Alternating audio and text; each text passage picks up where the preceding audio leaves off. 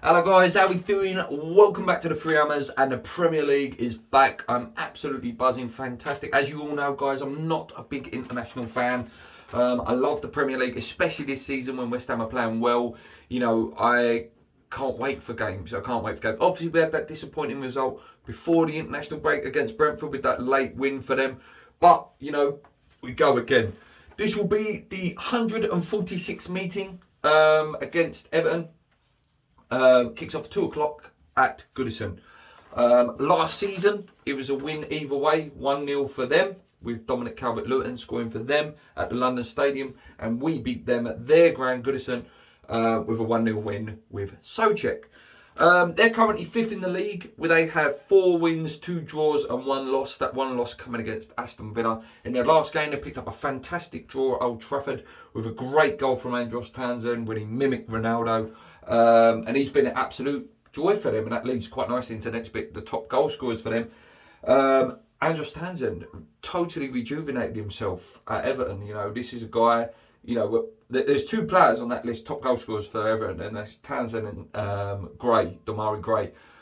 2 signings, when you looked at Everton, you thought, looks a bit dodgy, their ones, looks a bit desperate, but proved me wrong. They've been fantastic, and, Townsend is, one of the main reasons they're up there, and he's a top player, incredible finisher. And Damari Gray, for 1 point, I think it was 1.1 million, absolute steal, and he's really, putting in the performances for him.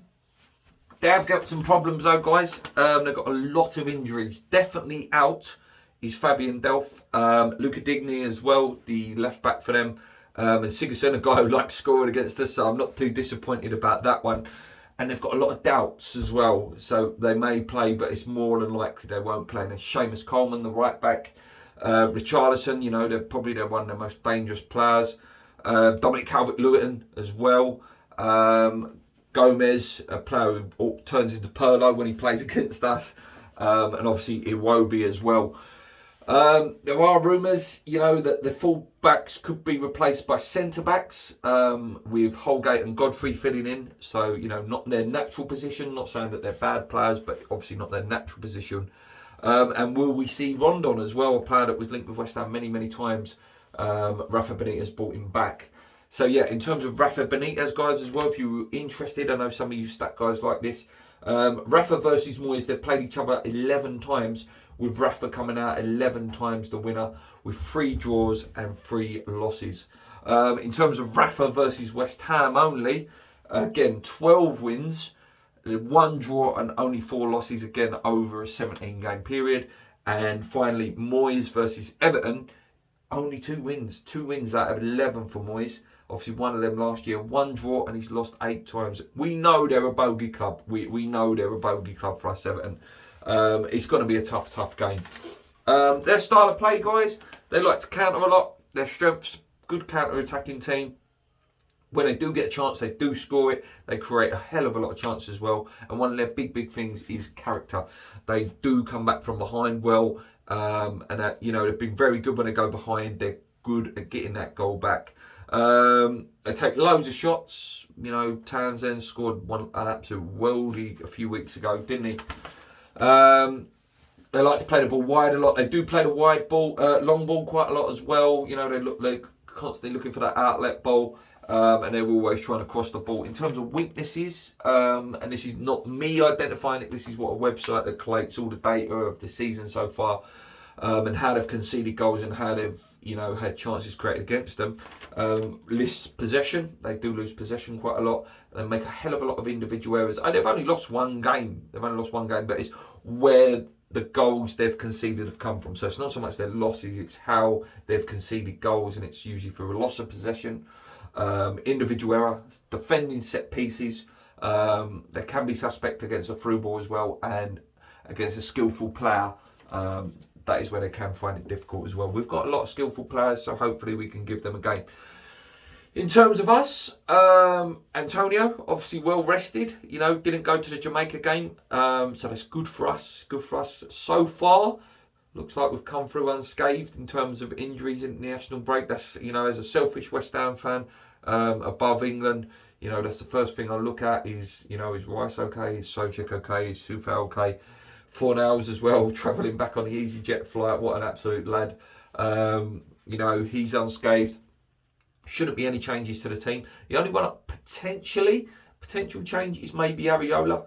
Moyes may be forced to bring Areola in, not because Fabianski is injured or anything like that, but he may feel that if you're being a harsh critic, maybe that some of the goals conceded recently, you know, Fabianski maybe could have done a bit better with. But again, that might be me being a bit harsh, but that's the only change I can see. You know, Zuma and Ogbonna pick themselves. I like to, again, Zuma, I wouldn't be against Zuma and Dawson. I wouldn't be against Ogbonna and Dawson, but I think obviously you pay 30 million for a defender. He did get done for pace in the Brentford game, Zuma though. Listen, you know, you've got to. You know, as much as I praised him, that you do have to be open for criticism as well. It's on an individual performance, not in terms of his career. We know Cresswell picks himself, Soufal picks himself, Souček, he's one that I feel needs a rest, but I don't think Moyes will drop him. Obviously, Rice, undroppable. Fornals, one of our best players this season. Benrahma picks himself. Bowen, scoring a goal against Brentford. Hopefully he can go on now. Go on a bit of a run, scoring on and off the pitch. And obviously Antonio as well, you know, again, picks himself one of the best strikers in the Premier League at the moment in terms of form. Like I say, it's always a bogey game. But there's no, you know, we haven't played a Europa League game or anything like that. Don't think many of the players have been on, you know, seriously long journeys. You know, you can look at it. Cresswell wouldn't have gone anywhere. Ogbonna didn't get picked. I don't think Zuma got picked for France. Soufal and Souček and Rice obviously went away. Maybe Benrahma went quite a travel with Algeria. Fornals, we know, went with Spain. Bowen didn't get picked. Antonio didn't get picked. So, you know, fatigue shouldn't be an issue going into this game. Like I say, they've got loads of injuries. So hopefully, you know, we can pick a result up. And, we need to. You know, it's about that bounce back ability, that football word, you know. You don't want to lose to Brentford and then lose another one. You know, the confidence starts to drain out very, very quickly. As quick as confidence can grow in football, it can very quickly drone away. And then, you know, you put pressure then on the Tottenham game that is already a high pressure cooker game, you know, a game that we hate to lose. And then you start thinking, will he rest players for the Ghent game because the Tottenham game become priority because we lost 2 games in the league? You know, this how quickly football can spiral, you know, either one way or the other way. You know, you beat Everton and then you think, oh yeah, we'll go again for Genk and then, you know, we're on 9 points more or less through. And then you can have a go at Tottenham, who will also be playing in the Conference Leagues. But listen, I'm going right off and on a tangent. But yeah, I'm looking forward to the game. It's great that the Premier League's back. I hope you've watched the FIFA preview, guys. Maybe, not 100%. I might do a watch along. I did promise that I would do one, you know, any 2 o'clock kickoffs. And when my missus is working, we'll try and get something. I really enjoyed the last one, apart from the result. It was great interacting with you guys along the way, which is always a lot of fun. Yeah, I think that's it, guys. Oh, a prediction. I am going to sit on the fence with this one, and I am going to go with the classic Desmond 2-2. And I think it will be a 2-2. I think there's goals in this game. I think we will score purely because they have got a few issues in their team. I would expect, I reckon Townsend will score against us as well. He seems to be in a hotbed of form. Rondon, we know, you know, players that we've been linked with before, and, you know, things like that happen. So, yeah. Let's see what happens, guys. Let me know your predictions. Let me know if you think there will be any more changes other than just the Areola and Fabianski, which again is not a definite. It's just my prediction.